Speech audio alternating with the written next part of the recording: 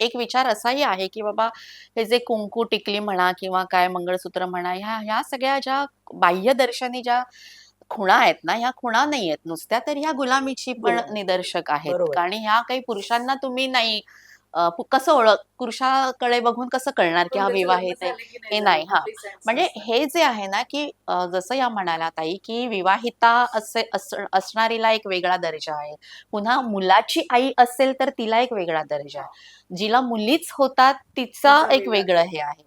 हां, तर हे जे सगळं आपल्याकडे हा जो सगळा असमानता आहे, तर मला एक अशी म्हणजे एक वेगळा मुद्दा म्हणून फक्त सांगते, की माझ्या धाकट्या बहिणीचं लग्नाचाच प्रसंग माईसाहेब आंबेडकर आल्या हां, म्हणजे डॉक्टर बाबासाहेब आंबेडकर यांच्या द्वितीय पत्नी त्या लग्नाला आल्या होत्या.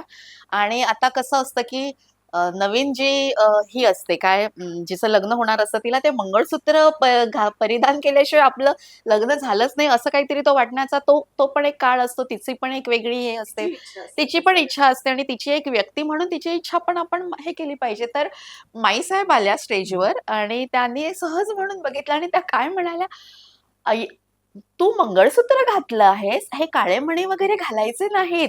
बाबासाहेबांनी काय काय आपल्याला हे दिलेलं आहे, हे काळे मणी म्हणजे काय आहेत? हे खरं तर गुलामी आहे. तुला घालायचंय ना सोन्याचा दागिना, तू नक्की घाल. मग त्याच्यामध्ये एक साधी तू चेन घे आणि तुला जे कुठले पेंडंट आवडतात, तसे पेंडंटचं डिझाइन कर. अशोक चक्र ते पेंडंट म्हणून घाल." असं असं म्हणाला आणि मला अजूनही आठवतं ते. त्यामुळे इकडे सुद्धा असा तो एक झगडा आहेच, की म्हणजे आंबेडकरी समाज असं ज्याला आपण म्हणूया, की मंगळसूत्र घालावे की घालू नये. मग त्याच्यामध्ये काळे मणी न घालता पांढरे मणी घालावेत का? हिरव्या बांगड्या न घालता पांढऱ्या बांगड्या म्हणजे काय आणि फक्त त्याच्या मागचं सिम्बॉल विचार सिम्बॉल हां. बदला, सिम्बॉल बदला.